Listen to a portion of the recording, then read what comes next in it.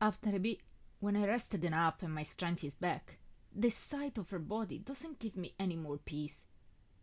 But still something else. My caresses, from lazy and light they were, start to be a proper audacious and satisfying groping. And stroking away her hair, I start to savor the wonderful skin she has. She titters, but sleepily, and doesn't seem too up for it. I look at my watch on the bedside table. It's 4 o'clock. In an hour, everybody will be back. I told all my roommates I was going to be here with her to be sure of not being interrupted. One can arrange that with the others sometime. All in turn have done it, but it's not easy. You need to teach classes and be very watchful, especially if the girl in question is from a different house. It is worth, but not manageable very often. Francis hinted in jest he was going to return sooner. The wanker is even too willing to try to get off with Mohini. He has got all this fantasy of a threesome and says I'm a bloody stingy egoist in not sharing. I wonder if she would agree. Probably yes, if asked in the right way. She's silly enough to be coaxed in more or less anything. But exactly because of that I'm hesitant. It doesn't seem right to get profit of her dumbness. And anyway, I'm not 100% sure I would like that. Mohini, one of her stupid friends, and me, very willingly. 2 men. And her? I don't know, he's my best mate and everything, but it's still a man too many for what it concerns me. However, I'm fairly sure he won't show up, but as a safe measure, I lock the door. We still have an hour, and that gives us plenty of time for a last shag, and maybe a shower together. Perhaps we might even combine the two. God only knows when we will have the chance to use the room again instead of uncomfortable bloody broom cupboards or even more uncomfortable and damp Hogwarts ground. I want to make the best of it. Inspiring ideas start to pop in my head like popcorns, and I grow, in every sense, very keen to put them into action. I'm just wondering if I should casually slip Ophelia in a sentence to give her the push she lacks when the handle of the door turns down abruptly as somebody's trying to get in. Mohini jumps in alarm, pulling frantically the duvet over her. It's locked, I say to reassure her, and then to the door I bellow, Francis, you jerk! Sod off! I told you until 5. Come back in an hour. Potter! Open this door immediately! Unfortunately, it's not Francis, but a very authoritative McGonagall. For a split second, me and Mohini freeze in terror. Shh! I blurt out. 1 moment! I bellow, and then under my breath, she, as I stand up, fumbling between sheets and duvet to find my pants. Mohini, terrified, turns in a marble statue, pallid as the linen under her, staring in supplication at me, tears in her eyes, as though I could conjure some kind of magic that can make her disappear. Luckily for her, I can. Potter, if you don't open this door immediately, I'll open it. Our headmistress' voice doesn't promise anything good. I'm coming! I bellow again, having localized my pants at the bottom of the bed, wearing them hastily and pulling roughly Mohini, who in terror has lost every will of her own, from the bed in a corner. At the count of 3, this door will be open. I open my trunk frantically. Fortunately, what I'm looking for is at the top of it, ready to be used. 3. I sprint toward Mohini with it. 2. I cover her completely, commanding her at the same time in an agitated murmur not to speak or move. 1. I scoop all their clothes I can find, and I shove them in my trunk. Aloha, Mora! In the nick of time, I throw myself on the bed like some sort of flying squirrel just as the door sprang open. I'm literally swimming in a pool of sweat. My heart endeavoring to jump out from my mouth, I gulp it down, trying, with all my might, hoping against hope not to have any hickeys anywhere, to have an air of composure, despite in my underwear, in front of a monstrously enraged mistress who scans the room like a hawk, ready to attack her prey. In this case, me. Or better, Mohini. What are you doing, Potter? She hisses, her eyes flashing. I was sleeping, I murmur, feigning an unconvincing yawn. Albeit, while doing it, I spot Mohini's bra at the end of the bed. I give it a slight push with my foot to hide it under the duvet, hoping she won't notice. By the tone of your voice, it seemed everything but that, Potter. I may also advise you a more polite use of the English language when you talk to your friends.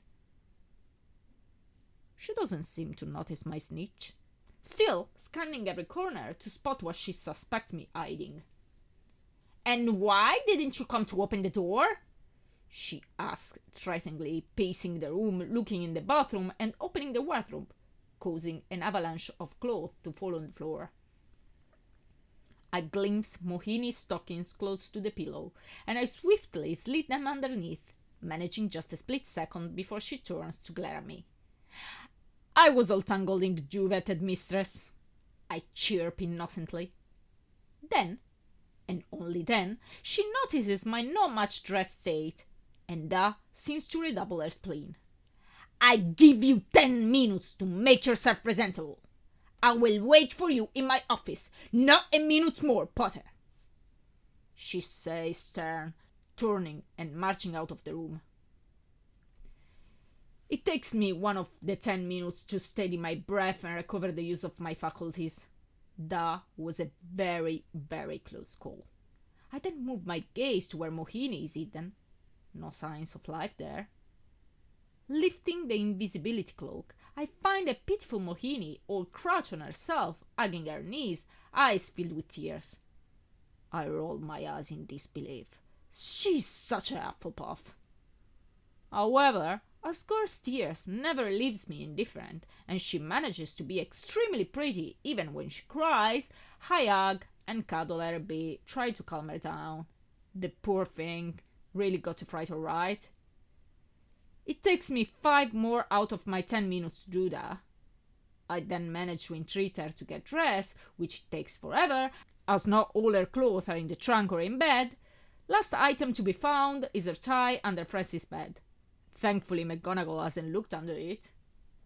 I wear my trousers, a shirt, and I let her sleep outside the fat lady's portrait, which, as we all know, is always getting tea with her friend, the Baroness, at the ground floor between 4 and 5.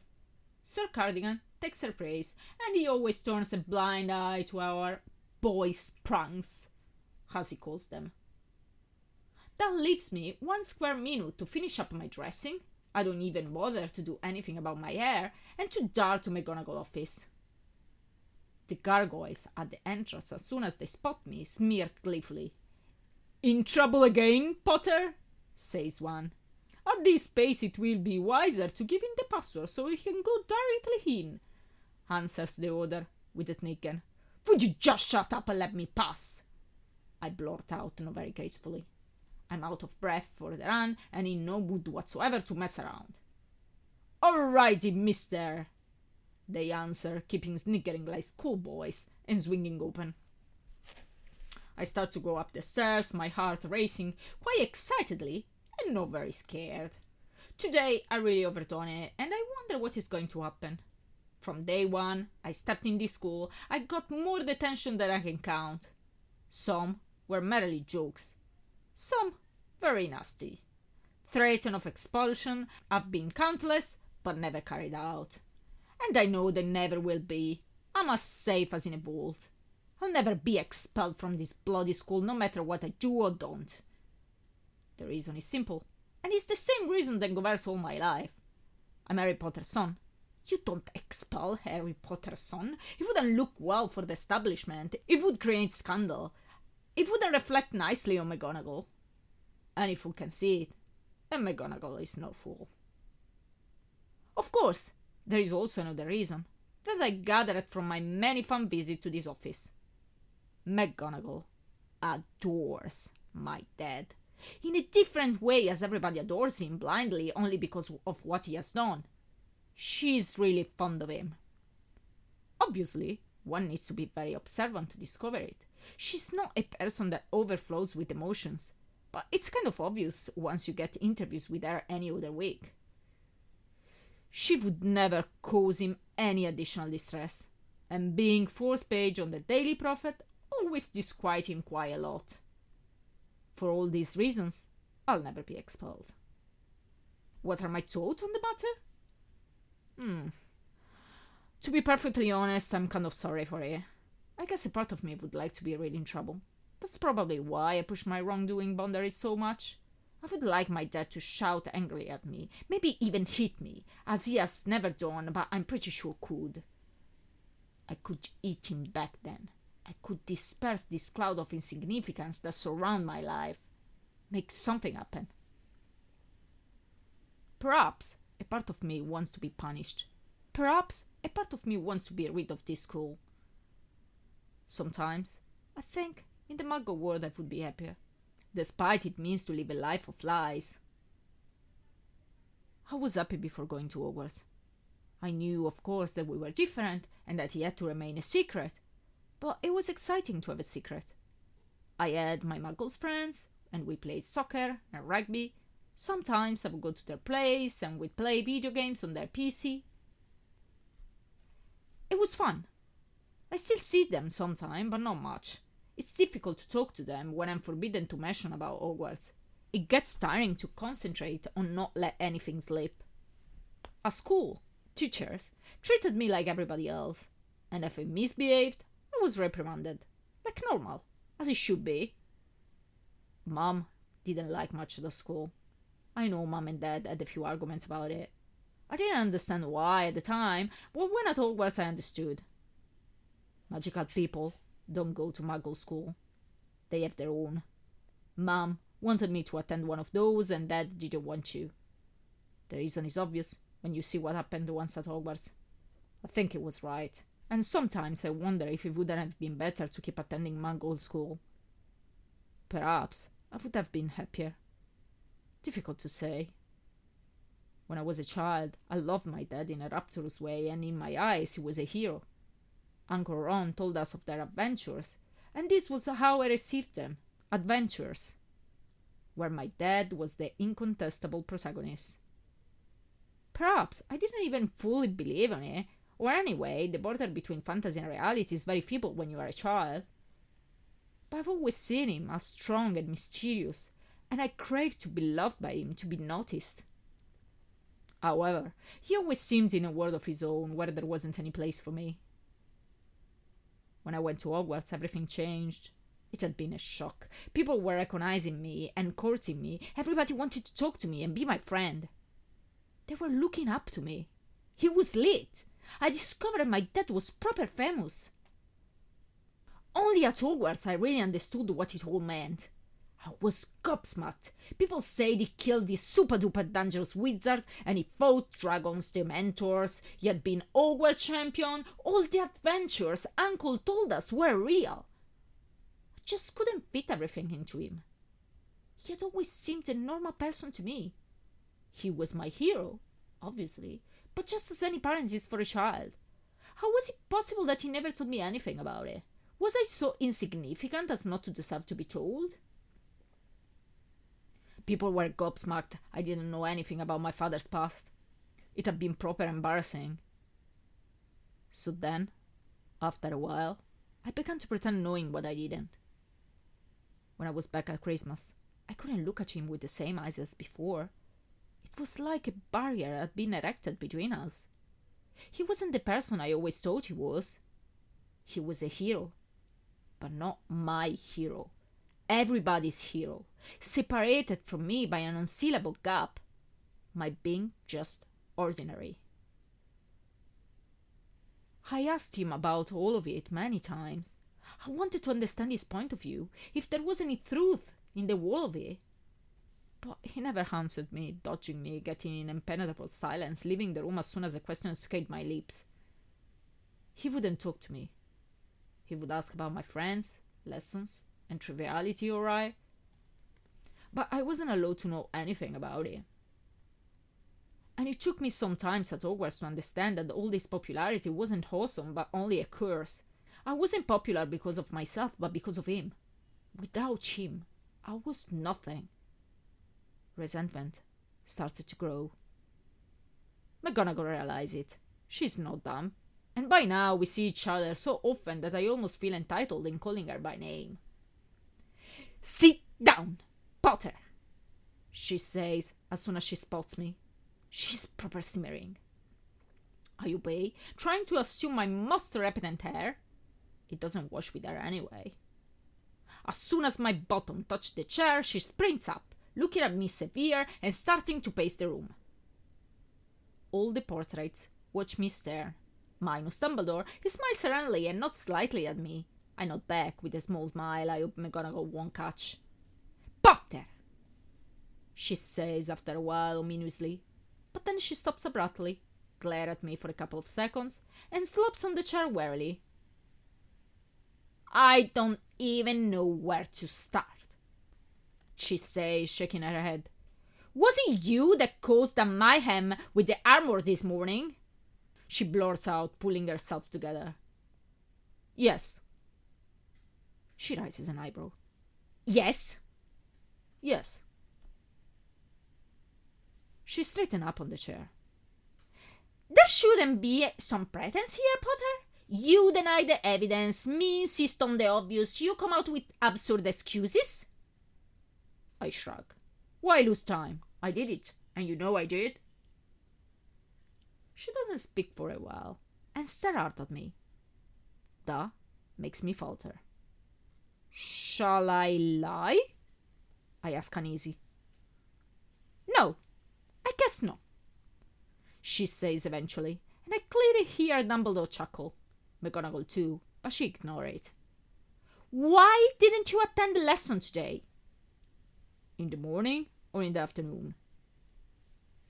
She sighs, taking her head in her hands and massaging her temples. I feel almost sorry. She seems tired. I much prefer when she scolds me.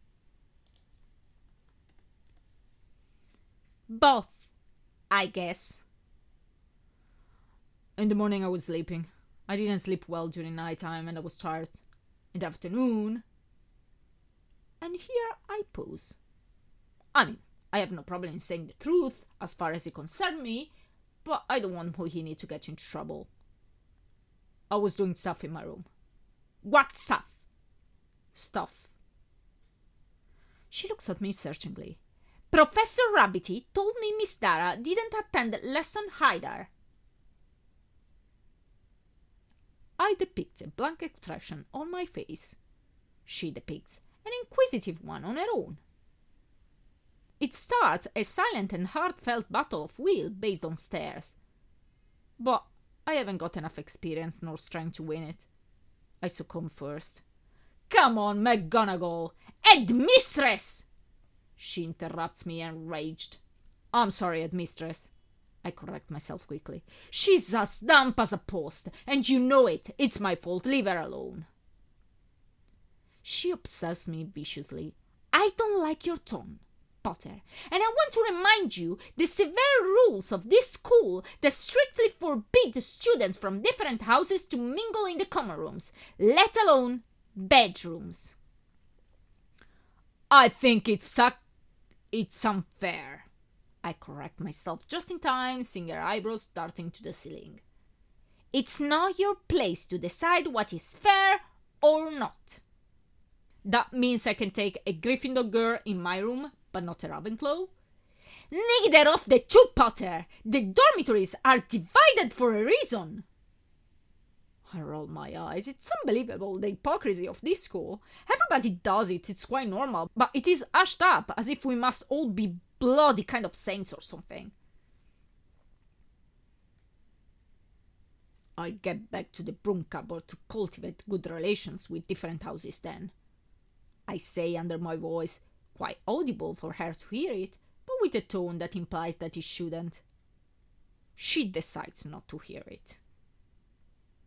"So, Potter, to recap the events of the day," she say, putting her hands together. "This morning, I find you coming out of a broom cupboard with Miss Dara, doing something unclear inside." "We were just chatting, Headmistress," I interject. She arches an eyebrow. "Potter? Okay, she was giving me a bloody Potter! She shouts before I can finish my sentence. We were just chatting at mistress. I finish lamely, at which she nods. In that case, I wasn't doing anything wrong. I add, however, making a nod freeze. Broom cupboards are there to keep brooms, as the name clearly tells, not to chat. She finished archly, riffling between some papers and putting them aside. An hour later, students informed me that you kicked one of their armors. Which students? I interrupt her. She looks up to me. That's not relevant. It bloody hell is. Davis McGuire, I'll leave you at the first chance I get bloody snitch. Anyway, it took the caretaker a whole hour to bring the situation to order. Then you don't attend to any of your morning lessons, nor the afternoon ones, and by your own admission, you let Miss Tara, a girl from a different house, in your room. I didn't admit anything of the kind, I interrupt. I only say that Miss Tara is as damp as a post. That is not an admission. She only stares at me for a few seconds. All right. I let a nameless girl of a different house in my room, but it wasn't Miss Tara, and I won't say who she was. Then, feeling very mischievous, I can't resist in continuing. We actually had the best Potter? She snapped threateningly. I sigh, dismayed. Chess game ever? I supply wearily, at which she nods. A bloody good fun, actually, I continue gleefully, especially when my knight went down on her queen, and with some skillful moves I... Potter! Checkmate, I conclude, very pleased of myself. Potter? She admonishes me sternly, at which I interrupt hastily. I know, I shouldn't have. I sighed melodramatically. But I assure you she enjoyed the checkmate as much as me, actually by far more. I grin smug, and seeing her about to open her mouth at rage, I add as the flash of light, I owed her one after this morning in the broom cupboard. She is so red and outraged she's staggering to get breath, but she manages very well because she yells my surname so loud I almost clasp my ears close. Whoa!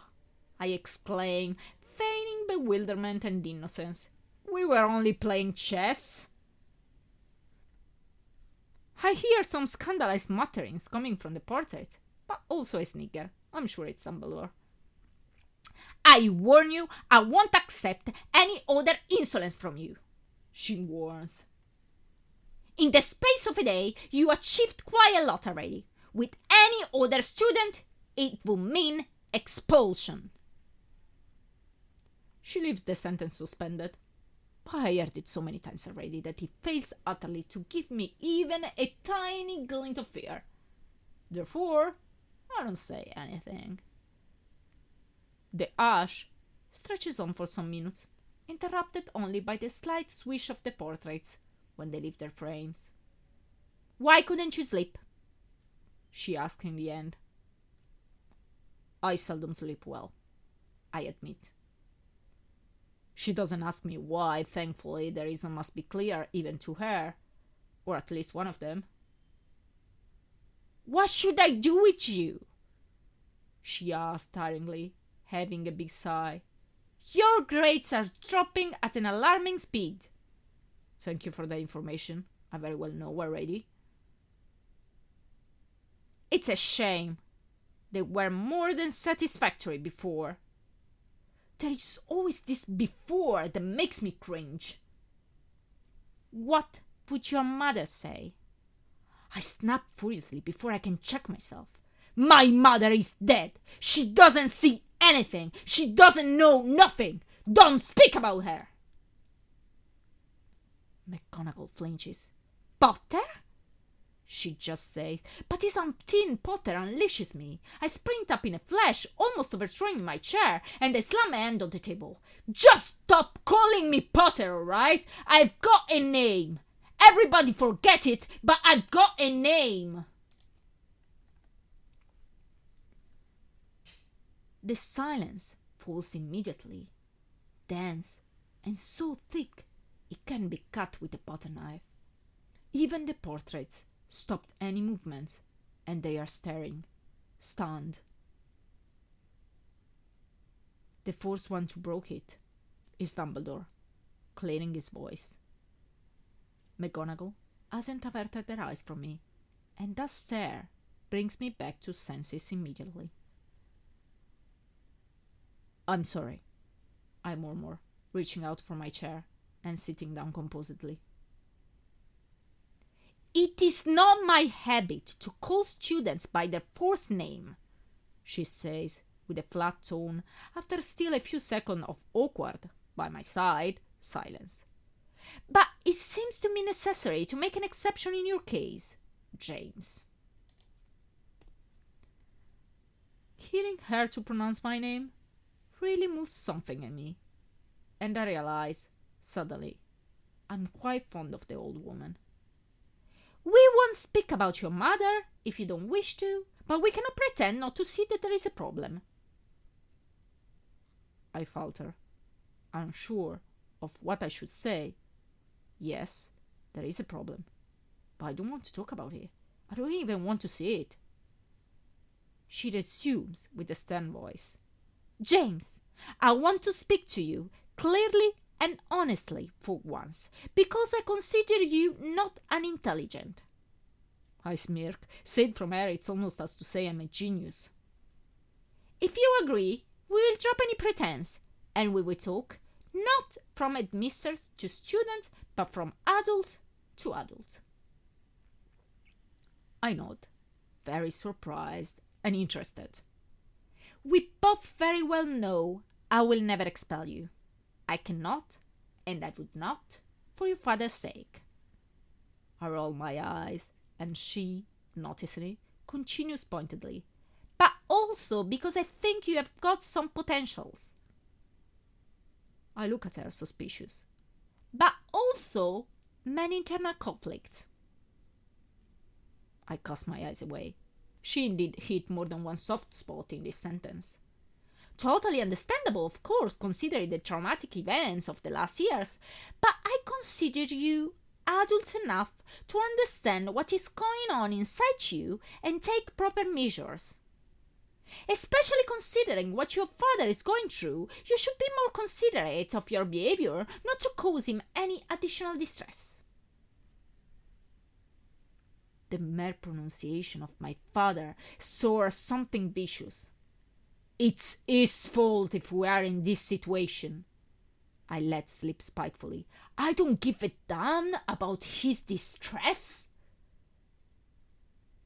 I utter the last sentence, putting inside all my contempt. McGonagall observes me again sternly, in that way she is, but this time she doesn't subdue me. "You know very well what you said is unfair and overall wrong." I'm only able to sulk. She doesn't know anything about what I'm going through. She cannot know what it means to be his son and to lose a mother only because he has been amazing enough to beat the darkest wizard of all times, but not enough to protect her. Killed only because she married him. The silence stretches again, as I'm totally unwilling to speak of any of those topics she wants to talk about. "So, what detention do I get?" I ask in the end, defiant, eager now to be out of this place as soon as it may be. Her face is severe, but I detect a glimmer of disappointment in her features. "None, Potter." It doesn't escape me that she returned using my last name. "It's long past the time in which I could make you repent your wrongdoings by a detention. There is nothing more I can do for you. From now on, you are on your own." I'm taken aback by her sentence. It's worse than a detention. And make me feel quite lonely all of a sudden. Like if she has given up on me. Only one advice from an adult to a boy. I've been degraded very quickly, I notice. Try to sleep in your father's shoes time to time. He would do you well.